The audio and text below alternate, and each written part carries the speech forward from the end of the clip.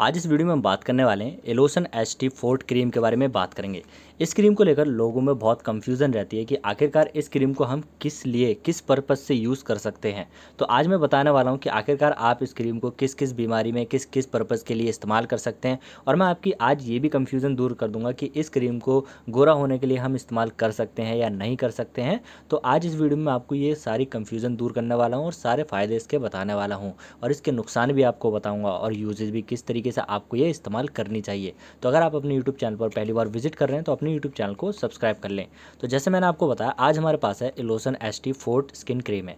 तो ये जो क्रीम है, सबसे पहले मैं आपको क्रीम दिखाता हूँ। देखिए, एक मिनट, इसके अंदर ये क्रीम देखने के लिए मिल जाती है आपको। तो ये जो क्रीम है, ये आपके जैसे कि चेहरे पर दाग धब्बे हो जाना, पिंपल्स जो हो जाते हैं, पिंपल्स जब हो जाते हैं आपके और वो ख़त्म होते हैं तो आपके चेहरे पर काले काले दाग धब्बे छोड़ जाते हैं, या आपके चेहरे पर झुर्रियाँ हो जाना, या आपके काला काला चेहरा हो जाना, झाइयाँ हो जाती हैं चेहरे पर। तो झाई जैसे हो जाती हैं आपके चेहरे पर, यहाँ गाल पर हो जाती हैं, नाक पर भी हो जाती हैं। जो झाइयाँ होती हैं ये उसमें भी आपके काम आ जाती है। लेकिन इस क्रीम को जो ज़्यादातर लोग इस्तेमाल करते हैं, एक तो झाइयों के लिए इस्तेमाल करते हैं और ये इस्तेमाल करते हैं गोरा होने के लिए। तो मैं आपको सबसे पहले ये बता दूं, इस क्रीम से आप गोरा तो हो सकते हैं। हाँ, इस क्रीम से आप गोरा हो सकते हैं, लेकिन इस क्रीम का एक साइड इफ़ेक्ट है, वो भी आपको सुन लेना चाहिए इसको इस्तेमाल करने से पहले गोरा होने के लिए। क्योंकि अगर आप इसको ज़्यादा लॉन्ग टर्म के लिए इस्तेमाल करते हैं, आप इस क्रीम को ज़्यादा से ज़्यादा 1 महीने इस्तेमाल कर सकते हैं बस।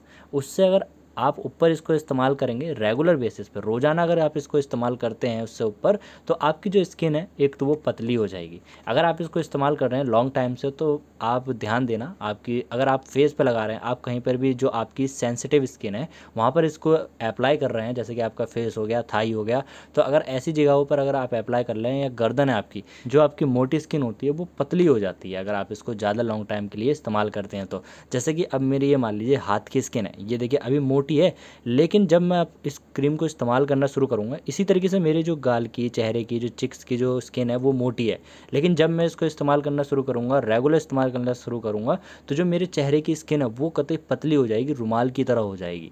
तो उससे आपको क्या क्या साइड इफ़ेक्ट देखने के लिए मिलेंगे? सबसे पहला, अगर आप ज़्यादा कैड़ी धूप में जाएंगे तो आपका चेहरा लाल हो जाना, उसमें खुजली होना, ऐसी दिक्कत परेशानी आपको फेस करने के लिए मिलेंगी। जब आपकी स्किन जो है पतली हो जाएगी तो आपको खुजली ज़्यादा हो सकती है आपके चेहरे पर, उस सेंसिटिव एरिया पर जहाँ पर आप इस क्रीम को इस्तेमाल कर रहे हैं।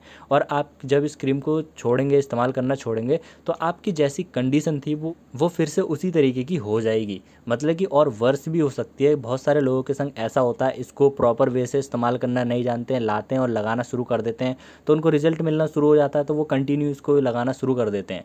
लेकिन वो इसके साइड इफ़ेक्ट के बारे में नहीं जानते हैं कि अगर वो इसको छोड़ देंगे तो उनकी जो स्किन है, जो चेहरे की स्किन है, वो पहले की तरह हो जाएगी। इसको जो इस्तेमाल करने का प्रॉपर वे है, जो सही तरीका है, वो है एक सनस्क्रीन के साथ लगाना इसको, और इसको लगाकर धूप में नहीं जाना। जैसे कि अगर आप इस क्रीम को इस्तेमाल कर रहे हैं तो आप कभी भी इस क्रीम को लगाकर धूप में मत जाइए। आप इसको ज़्यादा से ज़्यादा रात में ही इस्तेमाल करिए, रात में लगाइए और सुबह को मुँह धो लीजिए। और सुबह को जैसे आप मुँह धो लें, मुँह धोने के बाद आपने मतलब कि अपने जो चेहरे पर है एक सनस्क्रीन अप्लाई कर लें। कोई भी आप सनस्क्रीन ले सकते हैं, मार्केट में आपको ईजिली कोई भी सनस्क्रीन प्रोवाइड हो जाती है, वो लाकर आप अपने चेहरे पर लगा सकते हैं, उसको इस्तेमाल कर सकते हैं। तो आपके जो खुजली होना, जैसे कि आपके चेहरे पर खुजली होना, रेडनेस होना, ऐसी जो दिक्कत परेशानियाँ हैं वो नहीं मिलेंगी आपको देखने के लिए, अगर आप इस तरीके से इस क्रीम को इस्तेमाल करते हैं। जैसे कि अब झाइयों के लिए अगर आप इस क्रीम को इस्तेमाल कर रहे हैं, जो आपके काले काले स्पॉट हो जाते हैं, या आप जो आपके पिंपल्स थे, दाने थे, उनके काले काले स्पॉट रह गए हैं, उनके लिए इस्तेमाल कर रहे हैं, तब भी आप यही मेथड अप्लाई करिए कि आप जब उन पे अप्लाई कर लें, वहाँ पर उस एरिया पे जहाँ पर आपको दिक्कत हो रही है, तो वहाँ पर आप सनस्क्रीन अप्लाई करें। इसको रात में इस्तेमाल करें, सुबह किसी भी साबुन से मतलब आप धो सकते हैं इसको, साबुन, फेस वॉश, किसी भी चीज़ से आप अपना चेहरा धोकर फिर आप एक सनस्क्रीन अपने चेहरे पर अप्लाई कर सकते हैं। ओके, और मैं आपको कंसल्ट बिल्कुल भी नहीं करूँगा कि आप इसको लॉन्ग टर्म के लिए इस्तेमाल कीजिए। आप जैसे कि 1 साल हो गया, 6 महीने हो गए, 8 महीने हो गए, अगर आप इसको रेगुलर बेसिस पे इस्तेमाल करना चाहते हैं तो मैं अपनी तरफ से बिल्कुल इस क्रीम को आपके लिए कंसल्ट नहीं करूँगा। अगर आप इसको अपनी दिक्कत परेशानी के लिए, जैसे कि झाइयों के लिए या दाग धब्बों के लिए इस्तेमाल करना चाहते हैं तो इस्तेमाल करिए, और जब आपकी प्रॉब्लम सॉल्व हो जाए तो इसको छोड़ दीजिए। लेकिन गोरा होने के लिए इसको इस्तेमाल मत कीजिए।